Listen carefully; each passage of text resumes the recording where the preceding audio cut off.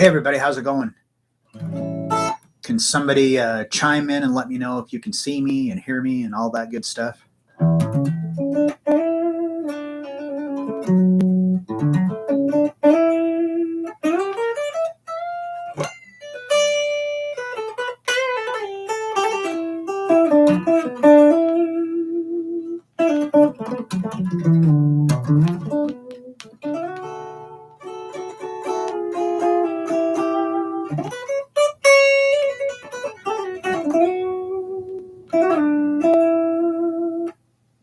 Hi Wes, never tried that.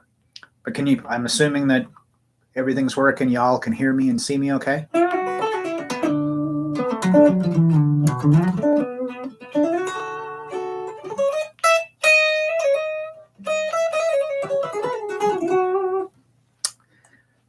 And as usual, there is a, okay, cool.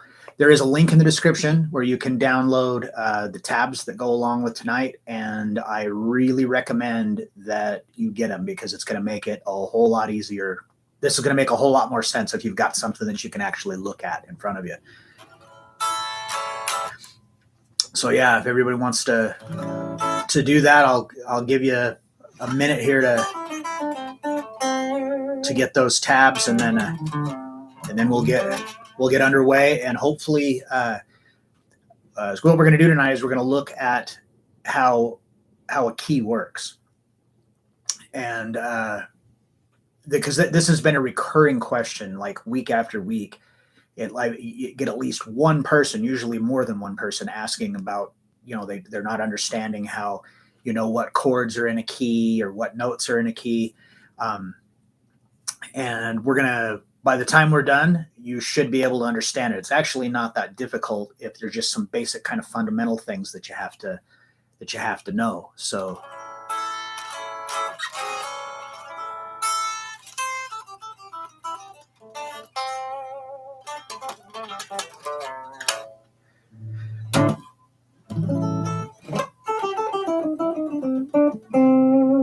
everybody got those tabs?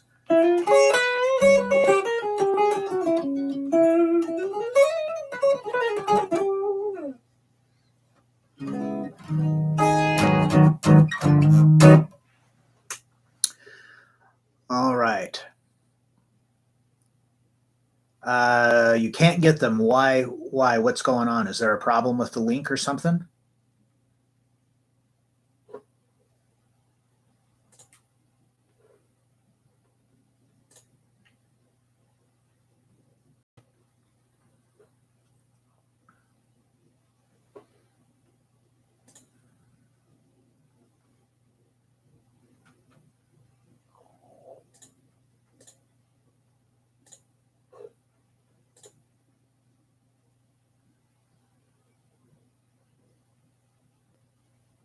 It says wait. Oh, you got it working now? Okay, I just want to make sure. Okay, it looks like, okay, cool. All right, so the first one we're going to look at here is the one that says Understanding Keys 1. And the very first thing in there is section A. It just says the major scale. So if you look at that, you can see that it's actually stopping on the D string. So you're probably wondering, well, why isn't the rest of the strings on there? Because for what we're going to use this for, it doesn't matter. I did a lesson. I've done. I mean, there's live streams and there's just videos on the channel where you get the major scale if you don't have the whole thing. But what it is, the reason we're going to use the major scale is because when you play the notes of the major scale, it's showing you what notes are in a key. So, and there are 7 notes in a key. So let's, on here, it's in the key. The examples I've got are in the key of G, and that's just basically for the space on the guitar. But first, let me just kind of summarize it with the key of C. And the reason I'm saying the key of C is because the key of C is all naturals. There are no sharps or flats. So if I was to play that pattern starting here on C, I get C, D, E, F, G, A, B, and then back to a C again. So those are the 7 notes, and it just keeps going. C, D, E, F, G, A, B, C. I mean, it just keeps going all the way across. So the 7 notes that make up the key of C major are C, D, E, F, G, A, and B, and then back to C again. So this shape is a movable shape, and you can do it anywhere. So the one that we're doing it is it's in the key of G.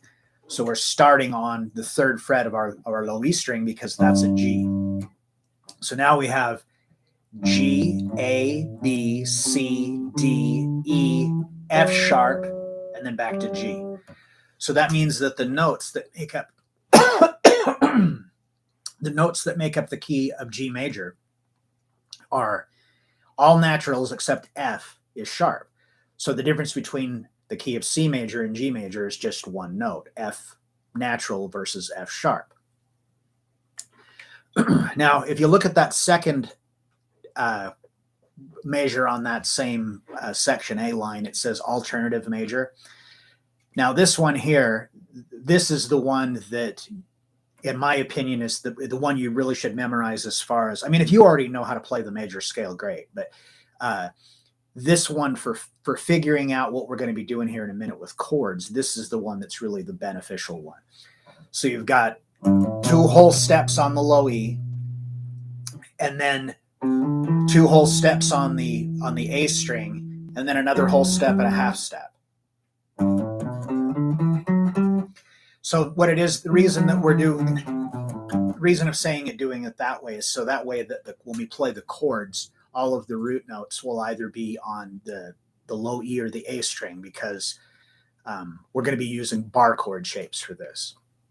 Now, it doesn't mean that you have to use bar chords, but it's just much easier to figure out this whole thing that we're going to do with the bar chords and using that pattern of the scale. Okay, so now the next thing is that you need to know your bar chord shapes for major and minor chords, and ideally for major 7th, minor 7th, and dominant 7th chords as well. Now, if you do not already know all those chords, don't worry about it. It's not as hard as you might think it is. I mean, if you're a beginner and you haven't done bar chords, or you tried doing bar chords and you thought they were too hard or whatever, you can use this formula that I'm going to show you how to figure out what the chords are in a key, and then you can just play, you know, like open chords, providing they are in they're ones that are in the key that you're working with. In the key of G that we're doing, you can use all open chords, with the exception of F sharp, because you have to at least do somewhat of a bar chord, but we'll cross that bridge when we get to it. So you need to know the major chord bar chord with the root note on the 6th string. So that shape, and it's a movable shape, so no matter where you play it, whatever note, whatever fret you're playing here on the low E string is what chord it would be. So this is the major shape, and I'm playing it at the 5th fret, which is an A. So that means that this is A major. So a good way to kind of help you to like speed the process up of learning these is that if you already know, like all your open chords, C and E and G and stuff like that, you can use those shapes to actually figure out bar chords. So I'm going to play E major, the open one, but I'm going to use the wrong fingers. Typically you play with your 1st, 2nd, and 3rd finger, right? But I'm going to use my 2nd, 3rd, and 4th finger, not use my 1st finger. So this is E, because that's an E. So if, let's say we wanted to do a G, well, let's make it even simpler. Let's say we wanted to do an F. So this is E, the 1st fret is F.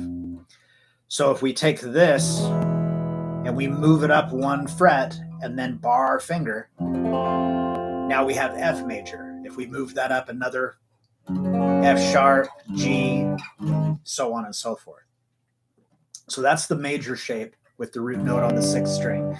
And then for the minor shape, you just remove your middle finger. So now it would be minor. So this would be G minor. So we're going to divide this in half. We're going to do like the simpler way, and then we're going to do a little bit more advanced way, because what it is that for each degree of that scale, there is a chord that goes along with it. And the chord is the same no matter what key you're in. Like the first chord is a major chord. So the 1 chord is always a major no matter what key you're in. So if we're in the key of G, it's G major. If we were in the key of C, it'd be C major. If we were in the key of D, it would be D major.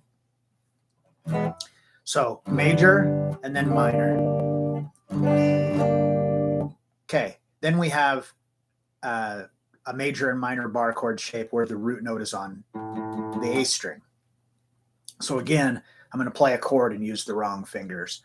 So let's say we were doing A major. Whether you do it like this or you do it like this or like this, doesn't really matter. Well, I guess it sort of does. We can't just do it with 1 finger like this, because we're going to need that finger to do our bar, right?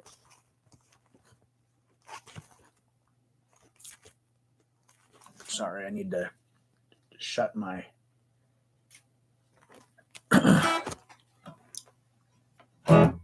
my phone off. Okay. So if we take the A shape, and normally when I play it, I just play it with 1 finger like this. But I'm going to do it I'm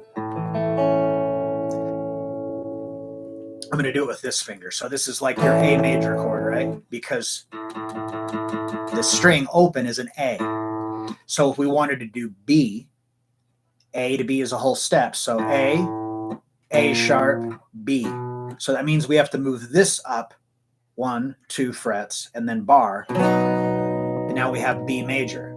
And then we do the same thing for the minor chord. Like here's A minor, but we're going to use these fingers and then move up. And you can just move it up like that. So before I go any further ahead, does everybody understand what I just talked about? Do you understand what with these bar chord shapes? I mean, I'm sure a lot of you are probably sitting there bored because you probably already know your bar chord shapes, and that's cool. We're gonna go beyond that here in a minute.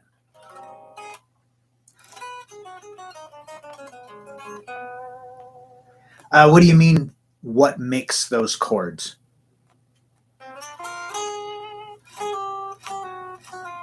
Hi, Harry.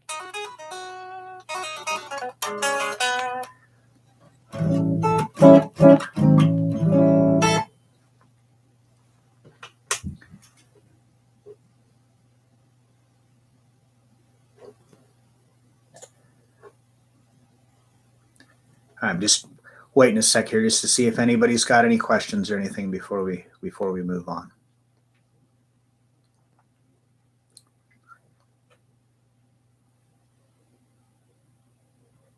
Well, no, that's why we're asking here. If you've got a question, I want to be able to try to answer it. But what we're going to go through here might answer the question for you. So when we get done, if you're still not getting it, then let me know. Okay, so if we go on to the next line here onto section B, it says G major, and then in that same measure it also has G major 7, and then the next measure over section C has A minor and then A minor 7. So for right now, we're only going to be worrying about the first chord of each one. So we're going to be worrying about G major and then A minor.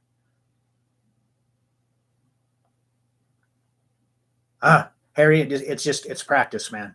This ain't my first rodeo. You'll get better. Just keep working at it. So, like I said, each one of these notes in the scale, there is a chord that is going to be built off of each one of those notes. So again, let's look at that one that says the alternative major. So we've got a note here on the 3rd fret, which is G. And then this just basically follows the alphabet, and the musical alphabet. When you get to G, it just starts over again. So we've got G, A, B, C, D, E, F sharp, and then back to a G again. So each one of these notes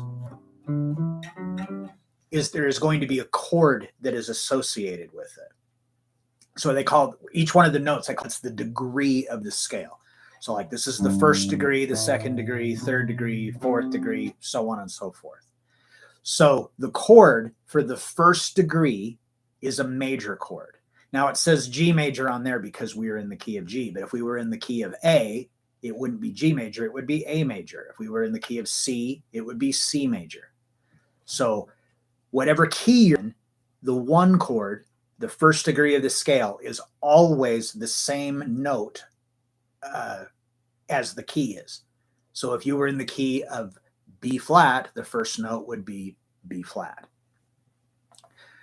So we've got major. Now, the second degree of the scale, which on there it shows that it's at the 5th fret, is minor.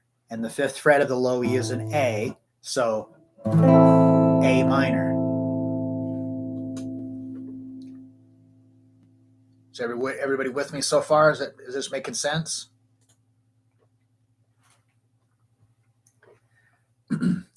Now, the next note on the scale, the 3rd degree, is here in this key is the 7th fret, which is a minor, B minor. So those are the first three. So the first 3 degrees of the scale are, and the chords that associated with that are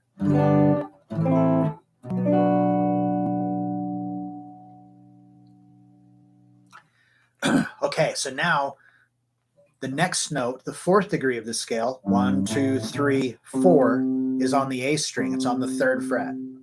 So the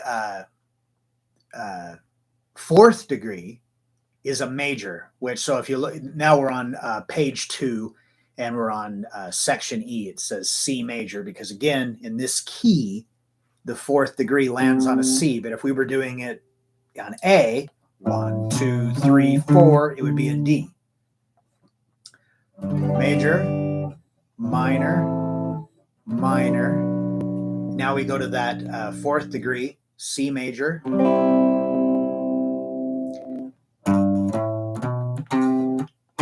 So the 5th degree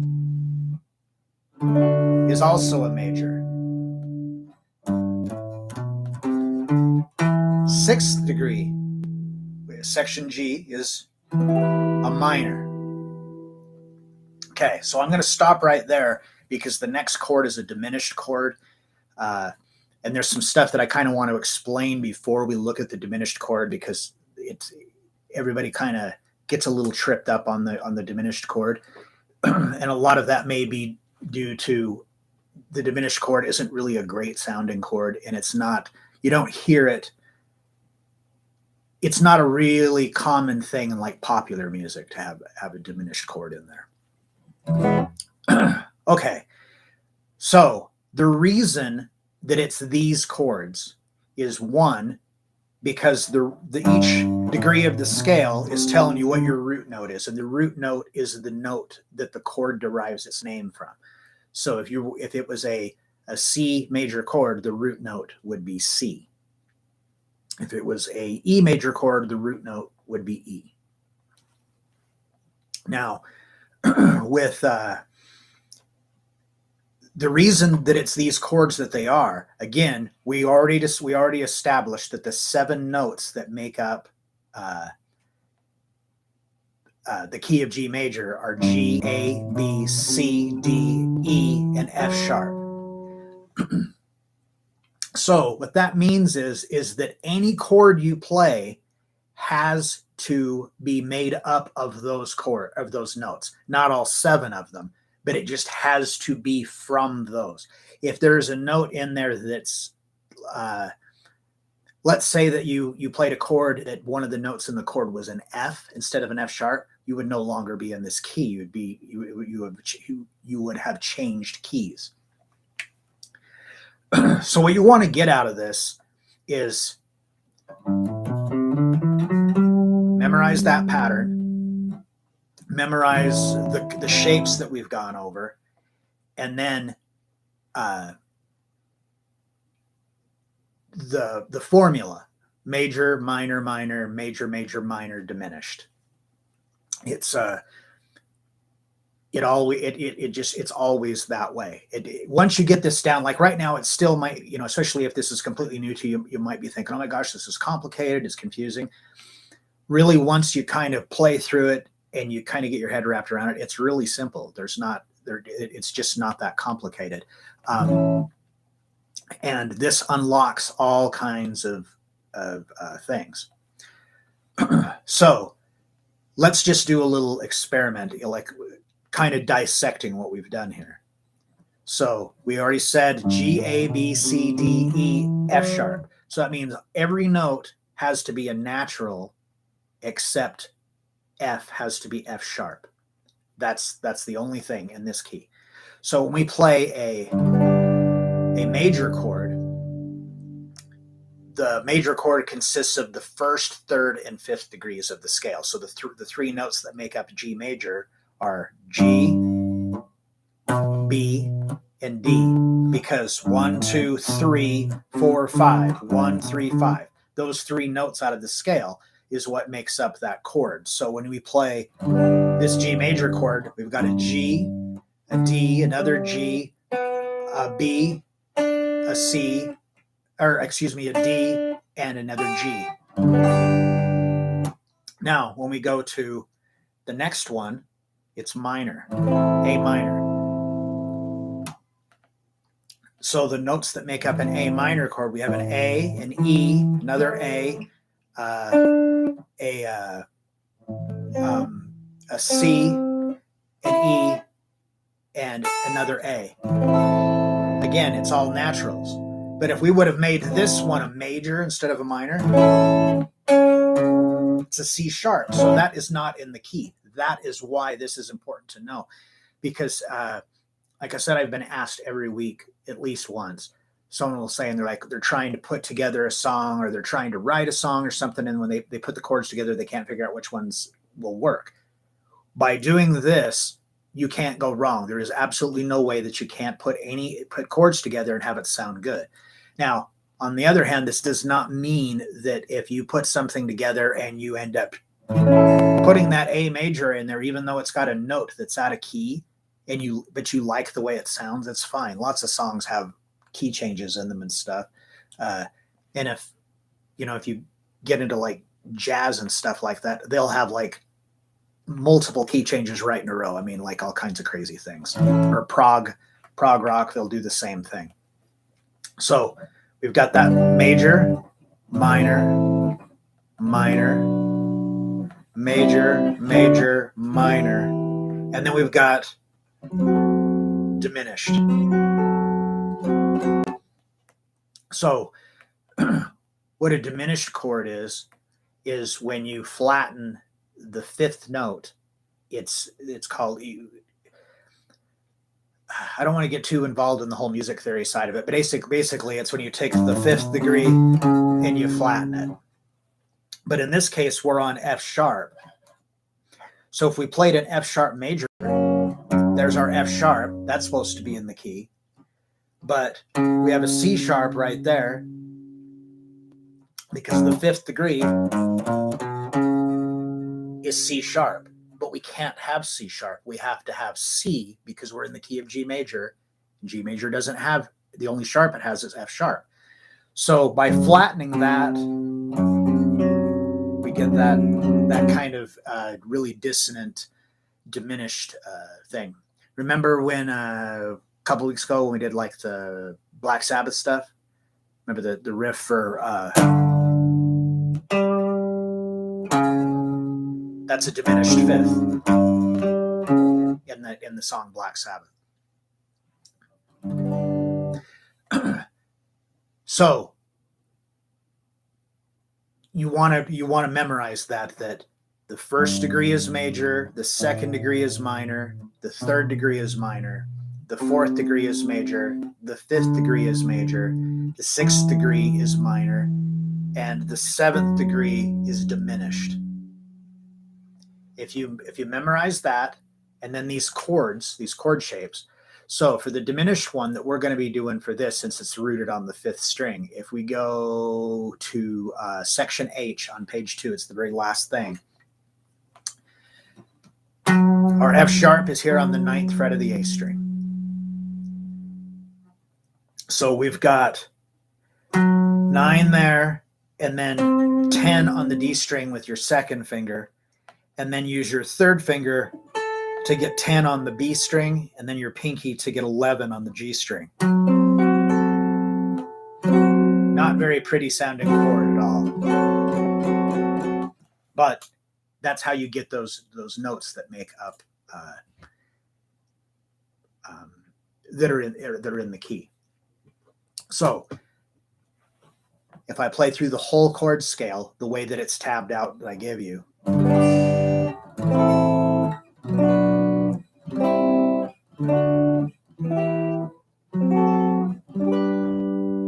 I've just went through all 7 chords, and they all are in that key. Every note that you heard was either a G, A, B, C, D, E, or an F sharp. So, does anybody have any questions thus far? We just kind of went over a pretty big chunk.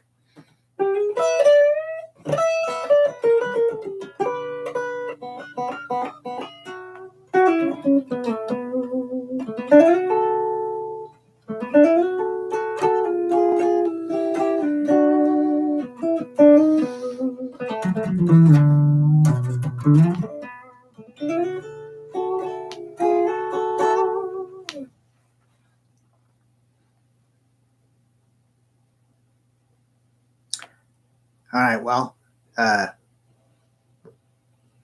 guess nobody has any questions, or you're still typing or whatever. If you have a question, put it in there, and we'll come back to it. But so right when I got on, good buddy there, Jersey Red, says that he was having a hard time understanding the 1-4-5 chord progression in the key of A. With this, oh, you're welcome, Mr. Red, Chino Hills, California. Oh, cool. Thanks for watching. Thanks for being here. Yeah. So when you hear that, they talk about a chord progression. They'll say this is a 1-4-5 chord progression. So what they're referring to is that the chords are based off of the 1, 4, and the 5 of that scale. So let's say we were going to do a 1-4-5 in the key of G. So 1 starts on G. So we need to find what 4 is. How do we spot what key a progression is in? What do you mean spotted? Like if you're like looking at it like on sheet music, or if you're listening to it? I'm not sure what you mean. So we can just play right up that scale. 1, 2, 3, 4. So the 1 chord is 4. Oh my God, the 1 chord is G. Yeah, that's not make it confusing or anything. The 1 chord is G, and the 4 chord is C.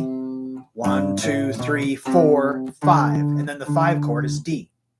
So what did we learn a minute ago? The first degree is major, the second is minor, the third is minor, the fourth is major, and the fifth is major. So that means that a 1-4-5 chord progression in the key of G, the chords are G, C, and D. Now, again, it doesn't have to be bar chords. You could go G, C, D.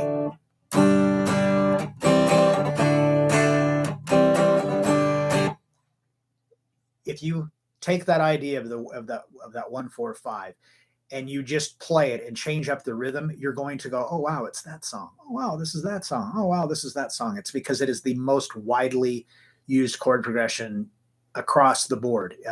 All genres of music, the 1-4-5 is extremely common. You couldn't even begin to count how many songs are written with a 1-4-5 chord progression.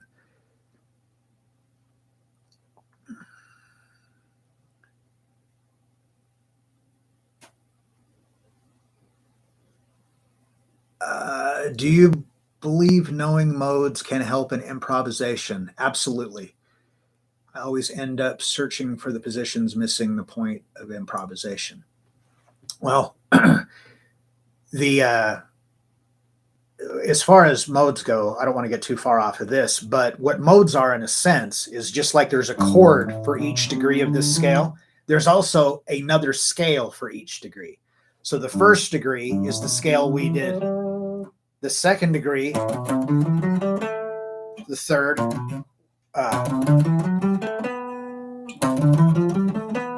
there it just keeps continuing like that. So when you learn the 7 patterns, if you're working with the modes, I recommend that you learn the ones that are 3 note per string, because it's much easier to keep track with the way they connect together. It's a lot easier to understand.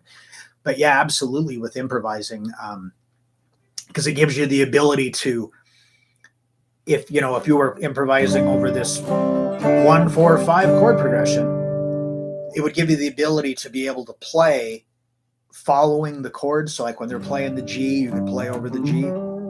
When they're playing the C, you could play over the C chord. And then also to be able to just play in different parts on the neck. So that way you don't feel like you're stuck in a spot. Or for sound wise, if you're like, yeah, I want this little melody, but I want it to be an octave higher or an octave lower, it just makes all that kind of stuff simpler. Mr. Red, if we were listening to a song, well, if you're just listening, if you're just sitting there like with the radio on and a song comes on, to be able to tell what key it's in, you're going to have to be able to identify the interval, like chords and stuff, by ear. So if you have the ability that you can just sit there and listen, go, okay, that's a C chord, then write down what the chords that are being played, and then you can figure out the chord progression that way. Like you can kind of reverse engineer it. We'll kind of possibly sort of touch on that here in a few minutes.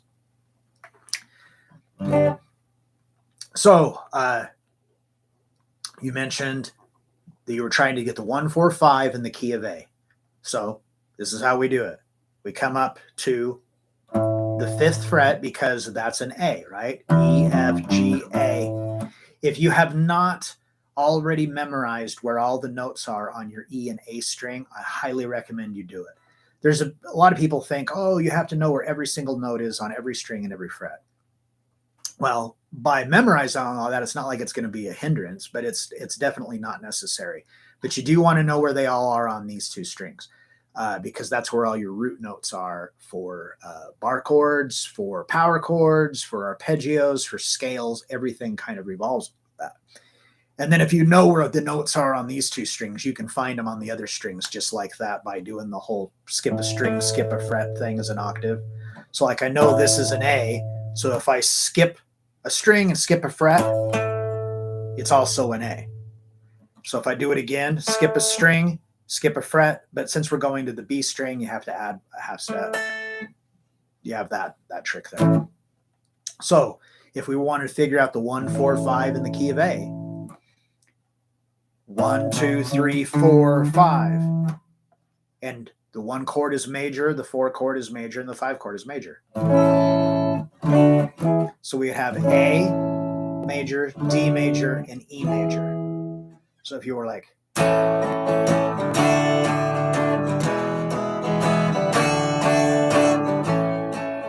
that's a 1-4-5 in A. I hope that makes sense to you, and you understand that. So if we wanted to look at another fairly common chord progression is a 1-6-2-5. So if we just stuck here in the key of G, which since you have the tabs for that and everything, it'll probably make it a little easier to digest. But again, you can move it all around once you know the shape. Oh, that's actually one thing I want to touch on beforehand. So you can kind of also memorize some little shortcuts. The note that is straight up from the 1 chord is the 4. 1, 4, always. And then from 4 to 5 is a whole step. So 1, 4, 5. Doesn't matter what key. 1, 4, 5. And if you're starting on the 5th string or the A string, going to the D string, same thing. 1, 4, 5. It's always that shape. Once I figured that out, that was like a game changer for me, being able to figure out stuff. I remember, noodling around trying to write songs like when I was a kid, and I'd have like one chord, and then I'd play like another chord, and I'm like, well, I like the way these chords sound, but they don't sound like they go together, because I just didn't understand how any of this worked. And the first time somebody tried to explain it to me, it did not make any sense whatsoever. And it was later on when it finally kind of dinged. That period, I'm a little slow sometimes with picking up on stuff. But if anybody is not getting it, please let me know. I would like to, try to remedy that. Okay, so let's say we were going to do a 1-6-2-5, a 1-6-2-5 chord progression in the key of G. So we already know the 1 is G, and the 1 chord is also major. So now we need to find out what the 6 chord would be. 1, 2, 3, 4, 5, 6. Major, minor, minor, major, major, minor. And that's an E.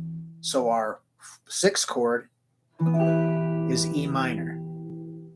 So 1 chord. And then the next chord in the progression was 2. 1, 2. And the 2 chord is a minor. And then the 5 chord, major, minor, minor, major, minor. Or excuse me, major, major, major, minor, minor, major, major. So if we have G, E minor, A minor, and D major. So tell me if you recognize, maybe not one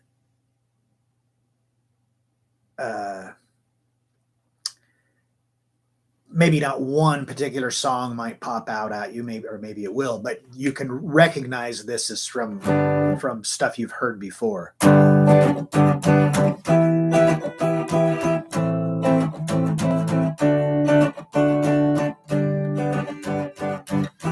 that's the 1-6-2-5 progression.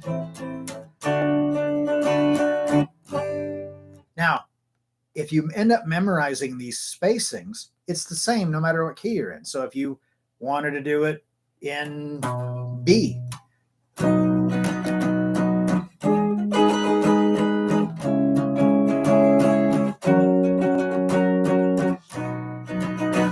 it's still going to be the same thing. It's one of the best parts about playing guitar, or any fretted instrument for that matter. It's that it's basically memorizing a bunch of shapes. It's just like little shapes, and then you move them around because they're the same everywhere. It's not like on a piano where you learn one chord and it's the this shape of keys, and then as soon as you play another one, it's a different shape.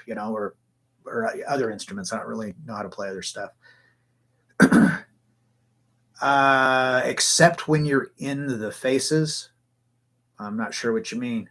Oh, hey Mark, what's up, man? Good to see you. Good to see you here. I'm here every week.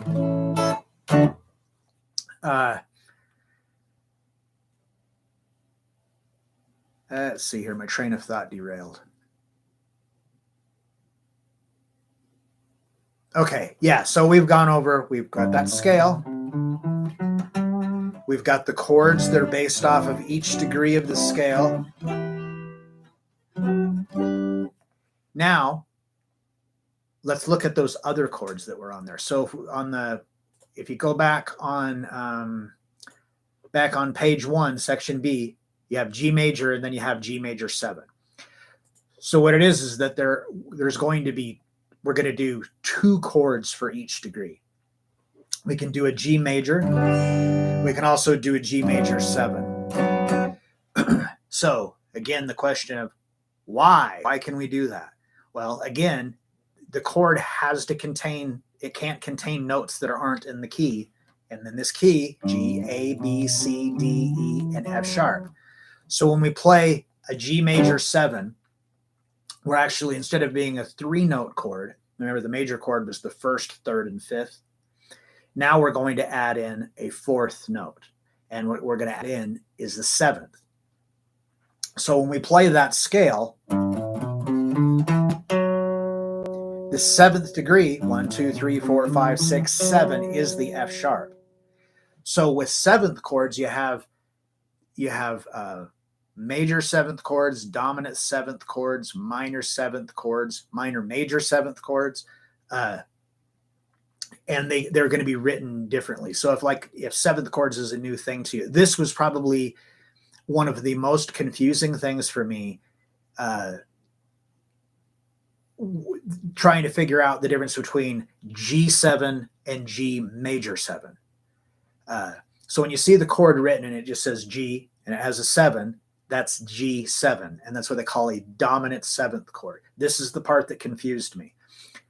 A G major seventh chord is written G with a capital M and then a 7, or sometimes MAJ 7.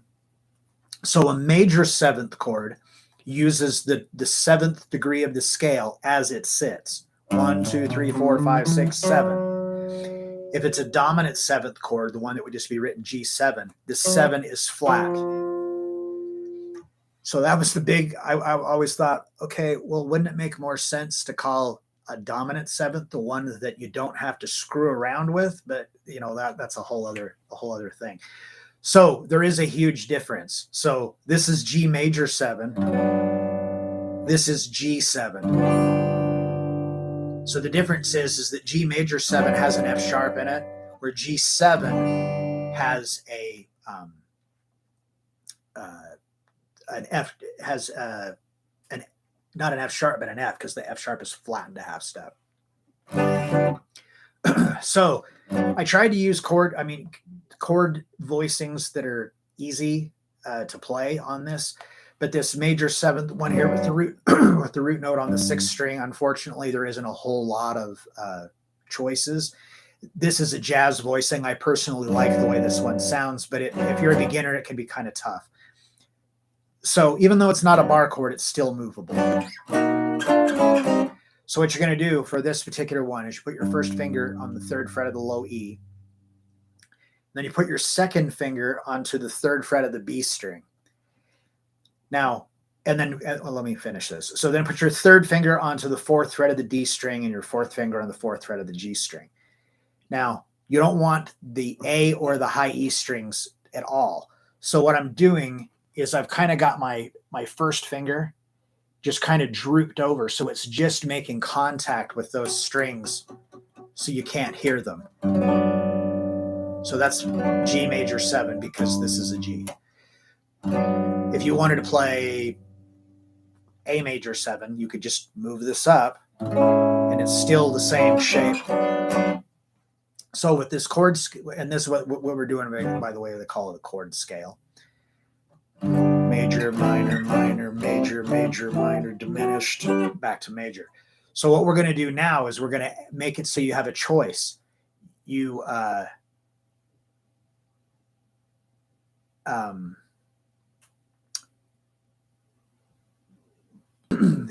you can play either chord that we're going to have for each degree, and you can mix them together any way you want. So if you want like your one chord to be a major and not a major 7, and then, well, let's actually just get through this first, and then I'll come back to that. I don't want to jump around too much. Okay, so there on section, you have the G major bar chord, and then we have the G major 7, that jazz voicing that, like I said, you can move. Okay, so next, our second degree was A minor. And if we wanted to make the other one that it can be, which is A minor 7, all you have to do is just remove your pinky. Now we have A minor 7. Now you can also play A minor 7 like this. It's more of a jazz voicing, but I wanted, like I said, I was trying to keep this simple. So once you get it down, then you can go on your own and research other chord voicings and, for stuff. Okay, and then on page 2, section D, the first one was B minor or B minor 7. So again, we just take our pinky off and we have B minor 7.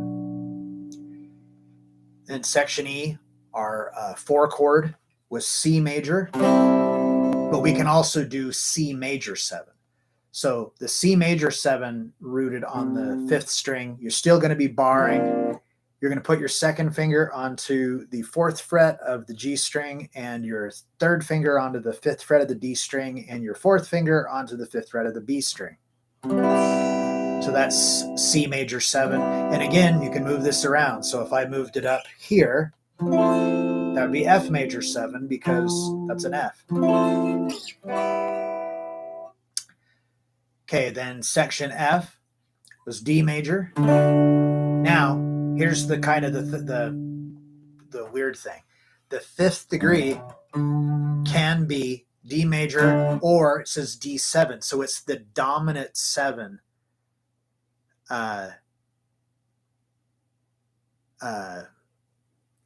So this is the one that the 7 is actually flattened.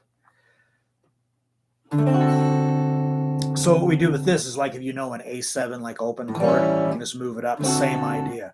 So I'm barring here at the 5th fret. I've got my 3rd finger on the 7th fret of the D string and my 4th finger on the 7th fret of the B string. And that's dominant 7. So if you notice the difference between the dominant 7 and the major 7, you'd put your middle finger there because this on this string is where the 7th degree is. So here, when we play a major chord, we're playing, that's actually your octave, it's 8. But if we flatten it a half step, it's the natural 7. And if we flatten it again, then it's a flat 7 for a dominant 7. I hope what I just went over wasn't like super confusing.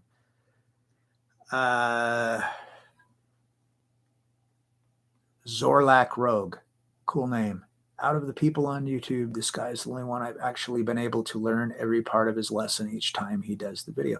Oh, well, thank you. I very much appreciate that. I try. We're really trying to get this growing. Try to get more people here, and I try hard to come up with good stuff every week. So I appreciate that. You don't see a link. Yeah, there should be a link in the description of the video. Has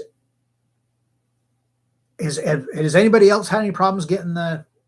Or wait a minute, we already went over that. Never mind. It's terrible.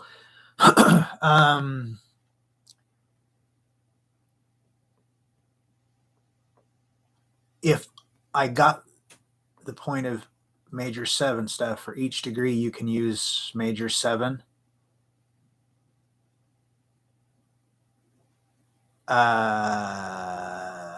No, you can't. The major 7 is going to be, you can use it on the 1st and 4th degree of the scale because the 1st degree is a major and it can be a major 7. And then the 4th degree is a major and it can be a major 7. The 5th degree is a major, but it's a dominant 7. And again, it's because, well, that's actually, let's look at that. Let's say, well, why can't we use major 7 on the 5th degree? Because it's a C sharp. And what do we say in this key? Every note has to be a natural except F sharp. F is sharp in the key of G major. If we were in the key of C, it would be all naturals. That's kind of a whole other animal that we can look at sometime. Okay, yeah. So the 5th degree, major or dominant 7. The 6th degree, minor or minor 7. So this is another one. If we take this minor and just take your pinky off, now it's a minor 7th chord. And then the last one for the diminished. So we did, for the diminished chord, we had this, right? Now the next one says F sharp minor 7 flat 5. So that's a big, scary sounding name for a chord. Basically, it's just a fancy way of saying it's a 7th chord with a flat 5 in it. So all we have to do is take this shape and just take your pinky off. So that way we're flattening the octave down here. And we have minor 7 flat 5. That's the difference. So you can mix and match these together. So we could do a 1-4-5 chord progression, and we could have the 1 chord be a major chord, and then the 4 chord be a major 7th chord. So G major, C major 7, and then we go to our 5 chord, we could do a dominant 7, or we could do a major. Any combination you want to do.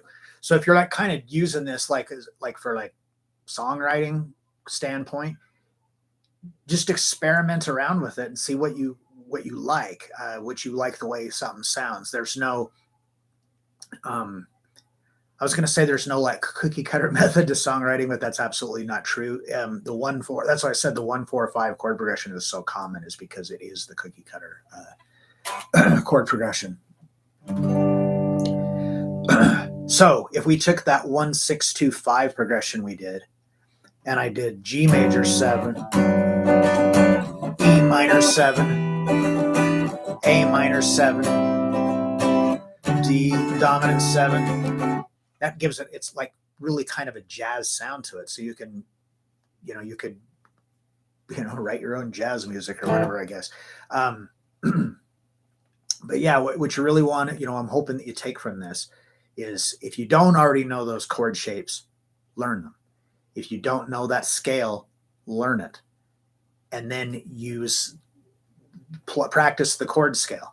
So I would first practice it like this, play, through major, or you could do both. You could do major, major 7, whoops, minor, minor 7, minor, minor 7, major, major 7, major, dominant 7, minor, minor 7, diminished, and minor 7 flat 5.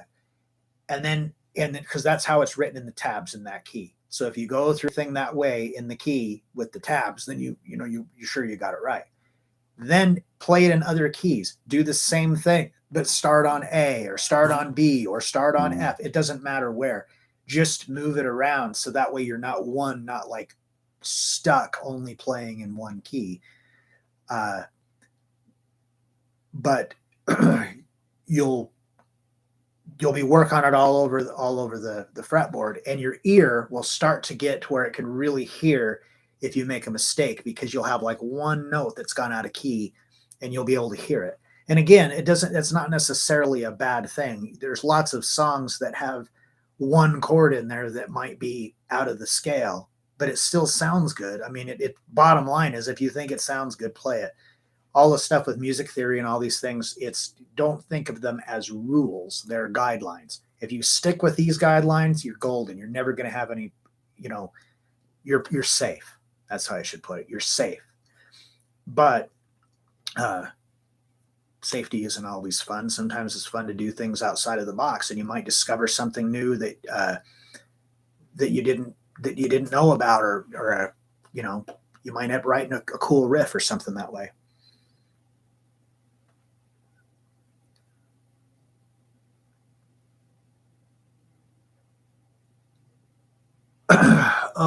So for 1 and 4 can use major 7. For 2 and 3 can use minor 7. For 5, just dominant 7. And then for the 6th degree is either minor or minor 7. And then the 7th degree is diminished or minor 7 flat 5. Just get the tabs, man. It's going to make it a lot easier. It's everything is on there.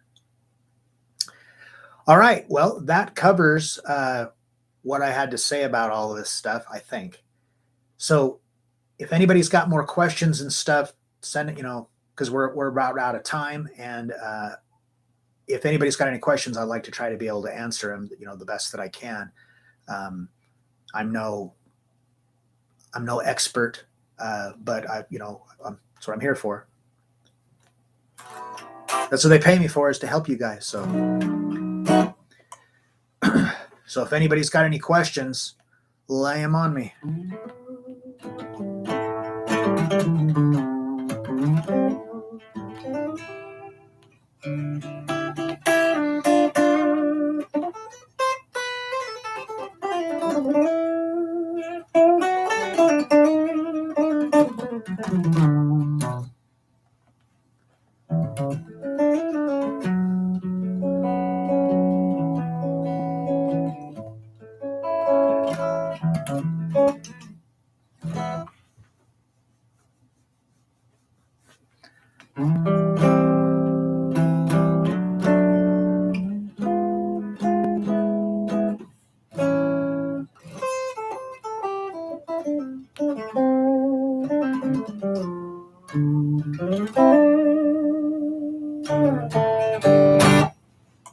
And while anybody's like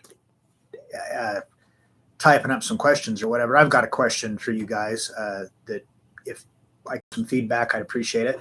So we've done a couple of these ones now that are more kind of, you know, theory or technique based, and then we've done ones where it's just like riffs and things like that. What kind of stuff is it that you guys are wanting to see, or is it a thing you would want to see both? Because I kind of like doing that kind of. I don't want to just do constantly shoving, you know, music theory and technique and stuff down your throat. Want it to be fun. Nobody has ever said, boy, you know what, I think I'm going to buy a guitar because I really want to play some picking exercises. Nobody has ever said that. Everybody does it because they want to learn, you know, they like music and they want to learn how to play songs or riffs or whatever. So what do you guys think? Is it the way that like been kind of doing a combination of the two? Is that good? Or would you like to see more riffs and songs, or more theory stuff, more, you know, scales and picking exercises and all the stuff that most people find boring? Whatever. Hey, that's good too. You're easy. I like you.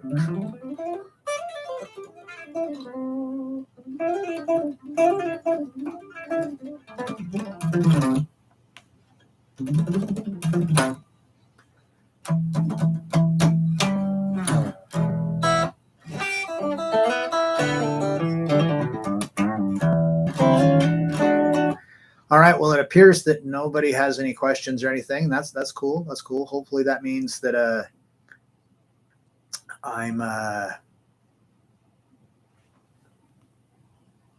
advanced. So you mean like more like? Oh, well, that's great. I'm glad you learned something new. So advanced, you mean like more advanced, like techniques and things like that? Anyway, I hope that this was helpful. Like I said, that these are questions that are asked all the time, and so I was, you know, wanted to do something to try to address that. So hopefully you have a better understanding of how everything works.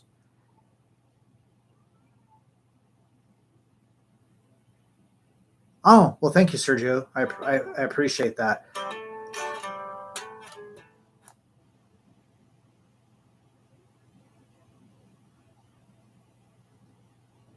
Oh, okay. I get it.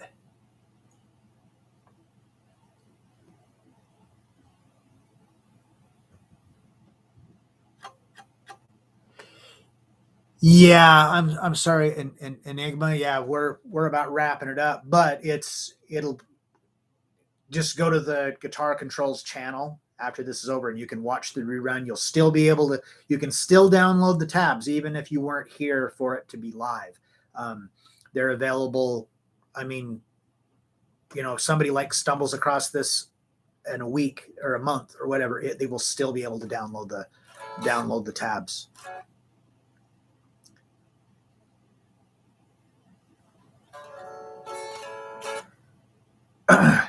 Well, the only thing about that, you're saying the majority of the people here would rather get more advanced lessons, is that honestly, a lot of times when I've done these and it's been heavier technique, like I did one time, it was on arpeggios, on sweeping arpeggios, and like nobody was here. I mean, nobody was watching it. And then like the next week I did, I did one, it was like Led Zeppelin riffs or something like that. And there was a lot of people. So, and those are both great subjects and everything. So it's just, I don't know. I'm still just trying to, you know, figure my way through it. this is like I don't know, this is probably like the 10th or 11th time I've live streamed. So I'm still kind of learning it too and what everybody is into. All right. Again, thank you for everybody for joining me tonight. It's like I said, these are just a blast for me to do, and I hope that you got something out of it and you was able to, you know, learn a little bit more about music. Music, when you get into the music theory side of things, it's like math. Math can go very, very, you know, you can learn how to do, you know, add and subtract stuff so you can, like, you know, pay your bills and deduct it from how much money is in your checking account, or you can do calculus. Well, it's the same thing with music theory. You can learn, there's basic stuff and there's really more advanced stuff. But in the real world, for most day-to-day things, you don't have to know calculus to be able to balance your checkbook, you know, and the same thing with music theory. It's fun to learn. It's fun to like chat about, but honestly, I've been at this for, holy crap, I've been playing for coming up on 40 years. And most of the advanced music theory things that I've learned, I've never actually applied them to anything other than just conversation with other guitar players.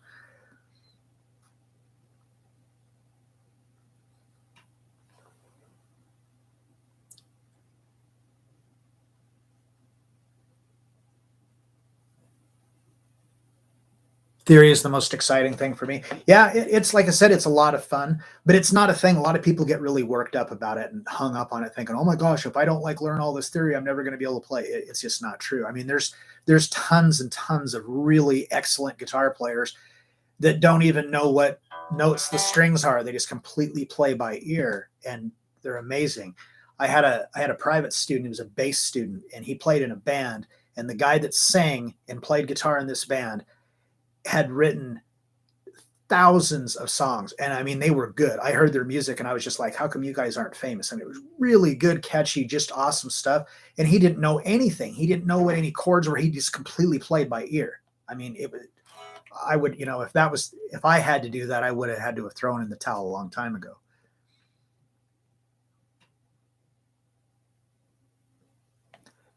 That's absolutely right. That's what it says. That music theory, you don't want it to feel. It's not rules. It's guidelines. It's the guideline that the music theory will keep you in the safe zone, but you can get outside of that and get all kinds of cool things. All right. Yes, true. That's what I was just saying, is that a lot of guitar play. I mean, there's lots of really great guitar players that literally don't know anything, but they just have a lot of talent. I wasn't one of those. I'm a testament to practice. Everything I do is just because I've done it a lot. Nothing was ever really easy for me or anything. All right. Well, thank you, everybody. I really appreciate you being here, and I hope you got something out of this. And I will be back next Wednesday, same time, 7 p.m. Eastern. Don't know what we're going to do. I don't usually figure it out until a couple of days before, sometimes the morning before. But anyway, yeah, I hope to see y'all back, and I will see you next week. Thanks for watching. Really appreciate it. Oh, and if you have not already done so, please subscribe to the Guitar Control YouTube channel. Hit that thumbs up on the video if you like it. Appreciate it. All right. Have a good night, everybody.